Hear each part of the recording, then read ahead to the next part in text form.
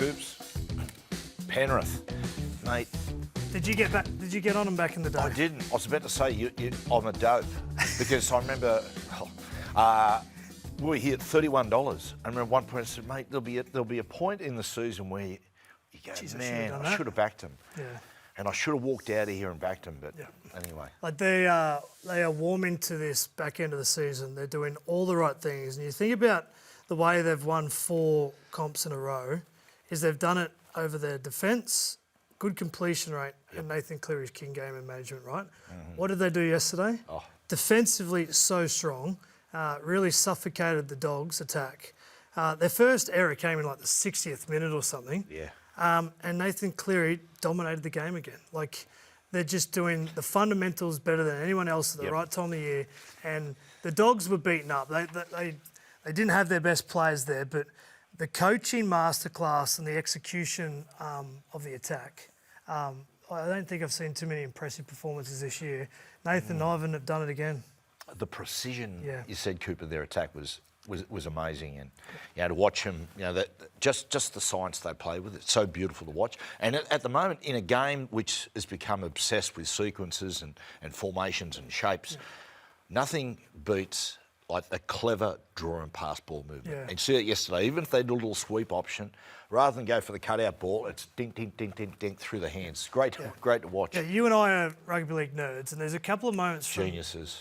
Geniuses.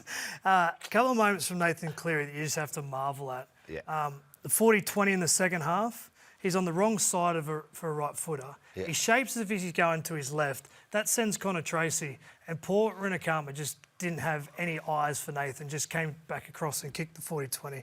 The pass to Tungo, the out ball, the slick rocket ball that he threw, like that is that is just centimetre perfect for the pass to get on the outside. And then the squareness for the top try. I just love that he didn't overplay his hand, went arrow straight, created space for Talangi to do his thing. So there's a couple of little moments, not too many people would pick up, that was part of the big storyline that was Nathan's performance. That kick, we had Isaiah Katoa on the show last night, and that's what you just said there. He said, like his hindy went, he kicked it. And Isaiah Katoa goes, no, you got no idea how hard that was. From that side, and you watch it, Coop, and we again use the word science, but it was such a slight banana, you know what I mean? He hit it just enough. It's all got to do with the hips. So he's facing in a direction with his hips that says to Connor Tracy, I'm going to kick to my left. And as the pass comes, Connor Tracy moves. He actually just twists his hips back the other way and kicks it straight. And Connor Tracy couldn't see it because he was on his bike going the other way. I told a couple of fellas yesterday, I want to give a mention to Paul Alamotti. Isn't he a big game player? Yeah. And, when Thomas Jenkins got dropped, I thought, boy, that's a tough call. He's been so good. And it is a tough call. Yeah. But Alamotti, man. Yeah. So the recruitment of, let's say, Alamotti, Papali'i and Blaise Talangi have really added a point of difference to what Penrith have already done over the course of the last 4 to 5 years. Alamotti had a day out. 3 tries, ran for against over the side 200 that metres. released him. That's the point, right? So there's just this inspiration for him to come out and say, you know what, you probably should have backed me in because I'm doing these type of things. And it was a bit controversial when Jenkins was pretty good. Like, he was playing okay. I think you're their player of the year. You got a major award. Brian To'o had a bit of an injury and got rested, and Alamotti's just slipped in and got it done. But there's one thing I wouldn't mind having a look at is just, we spoke about the attacking masterclass of Penrith, using their big men on the edges. Now, going into the game, there was no Crichton. So what they did, they've made Galvin and Sexton vulnerable because Cherry and Burton were either side. They put big men around the halves, and all of a sudden the whole line holds. Look, there's Isaiah ball playing 2 passes wide. Sexton gets caught in, and they get the skill on the other side. The way that they just changed slightly their attack. Nathan Cleary to Isaiah Yeo, and then a big man just there holding up kick out. Yeah, it's beautiful. It just creates space. And they did it to the other side as well. Just the ability for Nathan to know what plays he's got, going straight, getting the guys like Liam Henry, Isaiah Yeo, Lindsay Smith, Papali'i, just on the edges around Galvin, gets indecision and allows it to unfold. The other one, Blaise Talangi. If we switch to defence now, every time we've watched Blaise play through the year, you start to see his progression. You know, he's getting more comfortable with the football. He's understanding his role. He understands how to complement Nathan. What really impressed me yesterday was his defence, his decision-making in defence. Penrith really compressed their line, you know, and they were inviting the Dogs, you know, to use the football. And as you know, Coop, if you're going to defend that tight, it does make you vulnerable, and you're relying sometimes on someone in the defence line to make the right decision, snuff it outside in. He did it a couple of times yesterday. A couple of times, but then on the flip side, Preston found him out a couple of times too. Him and Casey McLean, which we'll look into that preview with the Panthers for the Broncos a little bit. But I think the halves defence up against Reece Walsh is going to be crucial. There's an argument, we'll dive in a bit later, they should not let the ball get to Reece Walsh. Outside in defence, often, so Reece doesn't get the ball. Gotcha. Some of the performances, Brian yesterday in yardage, unbelievable. Moses Leota, boy, oh boy, oh boy, he was fantastic. Dogs. What do you reckon about the Dogs, Matty? The first halfway through the year, flying, couple of changes, and it's not all on the changes, but it had a lot to do. It disrupted them. Yeah. I mean, they went for a tactical move. They went to sort of mix things up a little. They thought they could improve the side, improve the attack more to the point. It just happened too quick, in my opinion. They just tried to fast track it too much. I think if your DNA is defence, and that's what you're going to win your comp on, and you try and improve the attack, don't lose your defensive mindset. Yeah. I think they did by getting Galvin and moving them around, getting those smaller guys. They lent more to finessing the play, looking for points as opposed to doubling down on their defence. But in terms of the Dogs, they got next year. They win the comp. Is Galvin and Burton your halves, or what are you doing there? I think one day Galvin could be 7, but I don't think it's. I still don't think it's in the next year or two. Yeah. I think it's going to take more time, Coops. So you think he plays 6? I think he plays 6. And then Burton where? 13 centres. Yeah, I don't know what they do there. If I'm just talking like singularly about Galvin, I think he's 6. Yeah, I'm going to give Galvin a rap for yesterday. He came up with some good plays and attacking plays. We've seen that. He isolated Talangi and McLean. Preston got through a couple of times. The first try that he scored is beautiful ball playing down the short side. Was very nice, a nice little diversion play. But I think he needs to improve in some of the fundamentals as a halfback. I think he can play 7. I think if the Dogs are winning a competition, I think Burton is their 6. He's starting to flourish into a big-time player, and I think he needs to be involved more than just getting the ball to him in the centres. Down the corridor. Number 13 could be it, but I think Galvin can do it. He's just going to need a lot of coaching. One around some of his kicks decision, but also like defensively, he cannot be highlighted. I think they attacked him yesterday and they attacked Sexton, so he needs to improve in that area. But I think Galvin will eventually be a good 7 in this competition. What do you think of their season, Coops? And just quickly on that, isn't it funny? We just, like a season is so much about timing. Yeah, it is. As much as, and all of a sudden you got Penrith who were back at full strength and they're powering, and we saw a couple of sides in the Dogs, and we'll get to the Raiders a little bit later, but the Raiders suddenly hit the wall. And that's what it happens sometimes, doesn't it? For whatever reason, just fatigue gets into your bones. Yeah. And halfway through the year, they made those changes, and defensively they started going south as opposed to north. I thought as soon as Crichton was injured, they were a long shot of stopping Penrith. If the Dogs were to beat Penrith, you need to look around the change room and go, oh, there's Stephen Crichton. Yeah. He actually knows what's about to happen. And I saw pre-game, he was out there with the Edges defence. He had the headset on trying to coach the team through. So I think if he plays, they're a much better chance of shutting down Nathan and the attack, because he is the best centre in the game, and he's got the footy IQ to know when to rush outside in, back off a little bit. He would have helped Galvin a hell of a lot yesterday. But in terms of their season, look, they've done a tremendous job, the Dogs, to go from the bottom ladder to where they are. Yep. They're a top 4 team. They will be a top 4 team next year. Tinker with their attack a little bit, because they need to be a more threat against those better defensive teams. But just don't lose your defensive DNA. I totally agree, Coop. And Leo what Thompson you said coming before, helps, because some of those bigger teams feel they can go through the Dogs. Yeah, you were talking before about everything being mixed up, and there was such a focus on attack. Well, you've forgotten that first half of the season, their defence was terrific, yeah, but mate, they made so few errors, you know, and to win on the weekend against Penrith, it wasn't so much about reducing errors, it was about eliminating them. But, you know, at the start of the year, Coops, when we reflect on their year, I remember everyone was saying, okay, they're going to be a top 4 side. I remember thinking to myself, someone asked me, how do you think they're going to go? And I said, if they can repeat what they did last year, get to the same place, I said, that's a very good season. Yeah.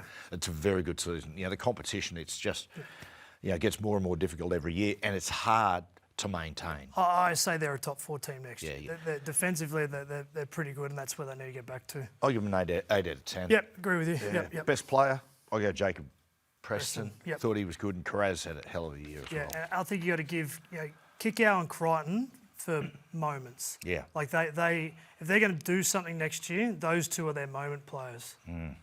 Cronulla. Yeah. They have reinvented themselves because we talk about, like I said on the show last night, every side, you have almost an identity. Yeah. Like if or something that sums them up. If I look at Penrith, I say, you know, precision. Yep. Melbourne, discipline. When I always look at the Sharks, the thing that comes to mind is, hey, they're nice guys. Yeah. You know, like, but the last 2 weeks, Yeah. mate, they've upped the ante. There's talking tough, Yeah. and they're backing it up. And I like it. Yeah, Fitzgibbon, Hines, Fanua Blake, they're all talking like there's this siege mentality, Cronulla versus the world. And sometimes that can be quite a good thing to focus in on and get nasty and get tough and uncompromising. I really liked what the Sharks did. I thought they won the game with their goal line defence. The Raiders had a lot of possession, dominated the good ball early on. And yes, Corey Horsburgh scored 1 try, but the Sharks' goal line defence was rock solid.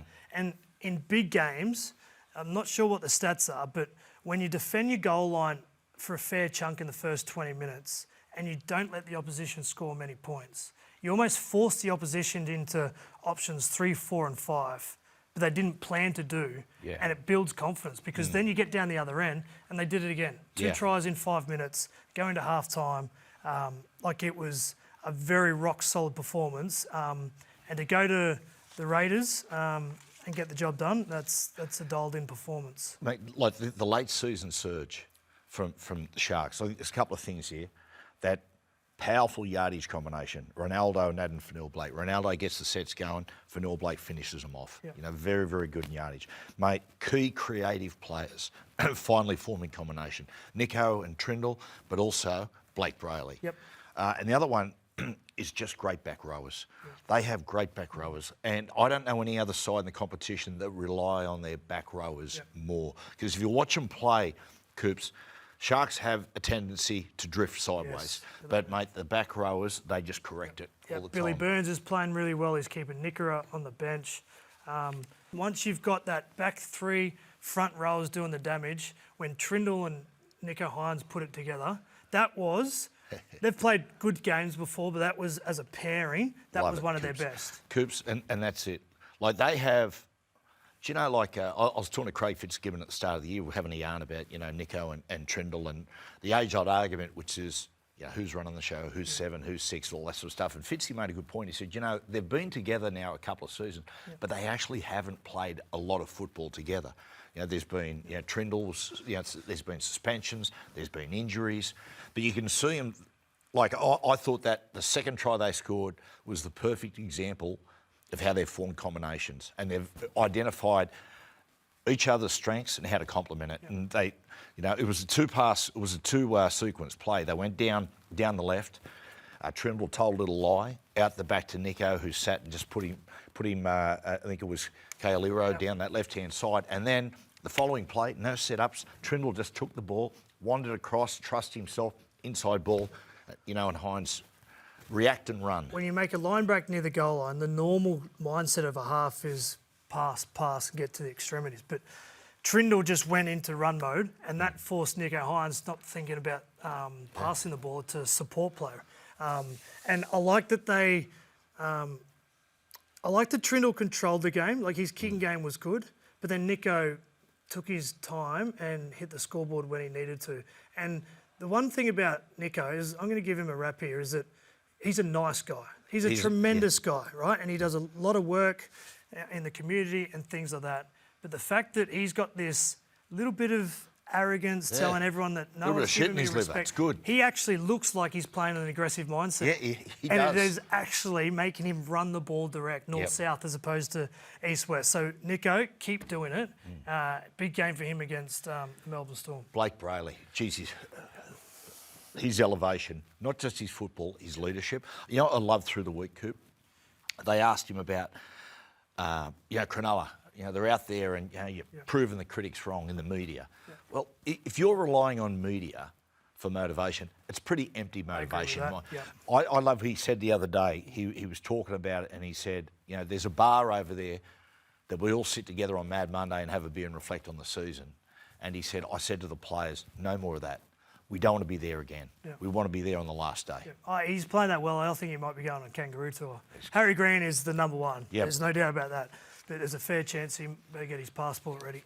Raiders. Coops, it was the big talking point going in. Everyone was reflected on how much was that, that previous game, the Sunday before, how much was going to weigh on them. And look, there was no doubt. Like, lose Ethan Strange was a huge loss leading into the game because he brings the energy. Yeah. And every time Cronulla had sustained possession, you just saw him getting closer to hit the wall. Yeah. And I think the point where you go, oh, they're gone, the Billy Burns try, where Billy just wandered across, and it was the defence line that was just on the ropes. Yeah. And at that point, Billy scores and it's 18-12, but you're watching the game and they've got nothing left in the tank. Yeah. They came out with a really good mindset, Canberra. They were aggressive, they dominated the first period of time, and they got some penalties and actually had the confidence to go and score the try. So it showed that they were going after the contest. But you're going to have a look at some vision about their goal line attack early on. And with no Ethan Strange, I think they just played too many short passes. Yeah, right. One thing they'd look in hindsight is they needed Kyo Weeks to move around the field more. So short passes, Starling here just peppering there for Young. I think Jamal Fogarty played a lot of short passes, and it just played into the hands. Here they just keep layering off here and shutting down. Now, at this stage, the Sharks are getting confidence. Like, it doesn't matter what you throw at us, we are continuing to go along here. They scored a try through Corey Horsburgh, but they just needed Jamal Fogarty to combine with Hudson Young and Kyo Weeks a little bit more than just doing the short passes in and around the ruck, because ultimately they didn't throw enough at the Sharks to make them feel not comfortable. What do you think, Susan? I'll give them an 8.5 out of 10. I'm giving them a 9.5. Yeah, right. Like, they were good. They were great, actually. They were more than good. They were great. And if you give them the regular season, you are pushing 10, because I don't think too many people saw them get the minor premiership. But they had to win for week one to have a shot at this title, and they just didn't manage to get over it. That last 14 minutes of regular time, to have that time again. Yeah. Because it threw so much out. Like Ricky quite rightfully so said, no, hang on a minute, we're the minor premiers, we want to play on the Sunday. Yeah. And to lose that game in a quick turnaround. I've been in their shoes, and looking back on a game that you probably should have won, you spend the next 3 months, analyse it in your own head. They need to work out what happened in the final series to make sure it doesn't happen again. And I think Ricky Stewart will be looking at that deeply.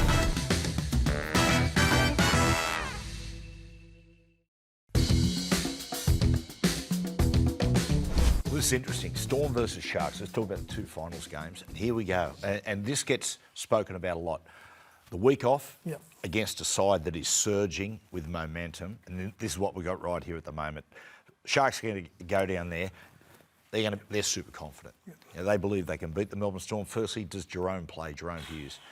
See, it's not like a strain. When you break a wrist or when you break a bone, it's either right or it's not. I think, it's hard for us to comment without knowing what's going on. I think the only way Craig Bellion works out if Jerome Hughes can play is he has a heart-to-heart to his halfback and says, can you play? If he looks him in the eye and says, I can do it, I'd pick him. But there's moments in that Brisbane game where he came back from the left shoulder. So he's got a left shoulder injury. Now he's got a left wrist injury. The way that he was protecting that shoulder, his technique changed defensively, and it led to him breaking his wrist. So he needs to be able to handle himself defensively, because they know that he's got that injury on the left-hand side. So I'll tell you what, the back rolls of the Sharks are going straight at him. And he needs to be able to defend. If he can do that, I'd pick him. What would you do? It's just what you said there. You know, like at the end of the day, you know, the old thing. Look, I'm no doctor. Well, thanks, Scoop. Yeah. But you know, you sit and have a yarn to him. It's you just, you know, it's. I will say this: in the grand final, I played with an injury. If everyone knew that I had a broken scapula, I don't think we win, because they would have known how bad the injury is, and it would have just been red flag to a bull. Whereas You're soft. Yeah. Whereas I think they know Jerome Hughes has got a broken wrist and a dodgy left shoulder. So he's going to be targeted. The ball's in Jerome's court. And he needs to be able to tackle Nelson Yeah. training to be able to handle what the Sharks are coming in. Because if I'm Craig Fitzgibbon, guess what? I'm going to design a play where Adam Fanua-Blake is running straight at Jerome Hughes close to trauma. Simple as that. Xavier Coates against Sione Katoa. Yeah, I think this is something that the Melbourne Storm must do. Cameron Munster, whenever you're on the fifth tackle, put the ball up with Coates' opportunity, because Katoa got away with it against the Roosters. He had Daniel Tupou on him that week, and a couple of kicks just didn't find the spot. So the tip to Cameron Munster is, on the last play, put the ball in the end goal. Don't put it 5 metres short. Put it on the try line where Katoa must jump, because if it's a contest between those two, I'm backing Coates every day of the week. Who wins, Coop? What do you I reckon? think the Storm at home. Yeah. I think the Sharks should be confident. I've got the Sharks going down there and making a huge game of it. Playing really well, good balance in their side. But I think if the Storm can defend well, force the Sharks halves into a bit of frustration, I think Munster and Hughes are the key. I think they can win the game, come up with a couple of plays. Sunday at Suncorp Stadium could be one of the great finals games. We've had some beauty. It's been a great final series so far. This one is this could be something. If these two teams turn it on, which I expect they do, the NRL should seriously consider more Sunday afternoon finals football. Love day Like football. what we have seen already this final series: Raiders versus the Broncos, Penrith versus the Dogs. If Penrith versus the Brisbane Broncos, and I'm just going to break it down as Cleary versus Reece Walsh, two of the more influential players in our competition, if they can turn on an absolute clinic for both of their teams, we're going to be loving what happens on Sunday afternoon. And I think, there's a lot of other players that come into this, but I think the matchup between those two is pretty key. Yeah. Reece Walsh can be found out on the last play. He can be found out of position with kicks or running the ball. And I know that Nathan will be doing his homework and will come up with a play to find Reece Walsh out. Yep. On the flip side, if you go back to the 23 grand final, there's one guy that's caused Nathan heartache defensively.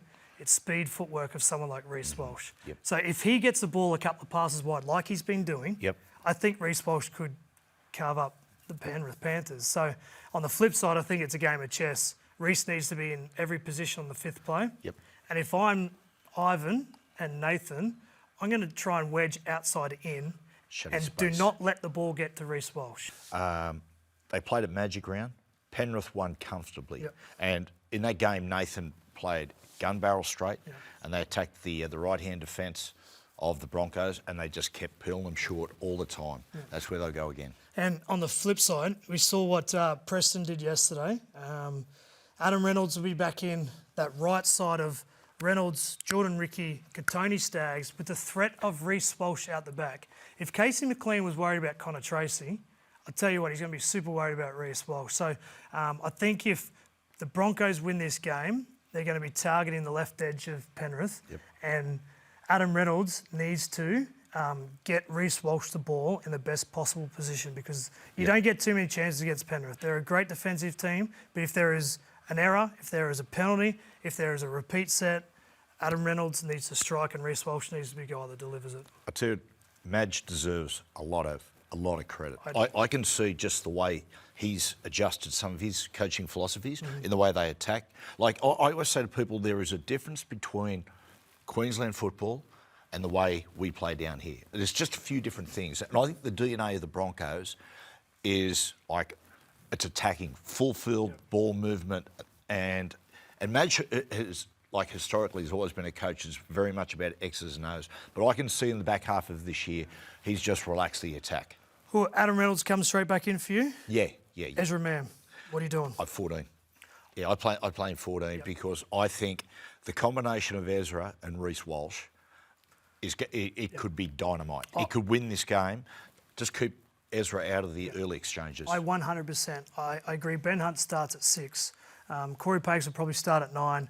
When he gets tired after maybe 30 minutes, even if it's 55 minutes, Hunt into dummy half, bring Ezra on and run the ball. Like, don't even look to pass the ball, Ezra. Run the ball. I think if he starts at 5'8", I saw what he did that 10-minute period in the grand final. I think he needs to be fresh. And if there's one thing that worries Penrith's defensive line, it's speed, footwork and athleticism. Reece Walsh is going to be targeted. And if it comes down to a sunny afternoon at Suncorp and Reece Walsh is being covered, bring Ezra Mam on and say, run the ball, Ezra. Run the ball, yeah. Who wins, Coops? I'm going Penrith. From the moment they established themselves in the 8, I went, this is the team. Actually, I could mount a case for both teams here. I really could. I like seeing great teams become greater. So I really want to see Penrith go on and... 5 in a row. I would love that, right? But there is something that tells me Brisbane get this done. Yeah, right. I don't know what it is. Maybe Brisbane just have Penrith have a flat spot when they just didn't want it. Yeah. I think Sunday afternoon, this could be anything. Be great. Might be longer than 80 minutes. But Brisbane win. On your Coops. They're on your Matthew.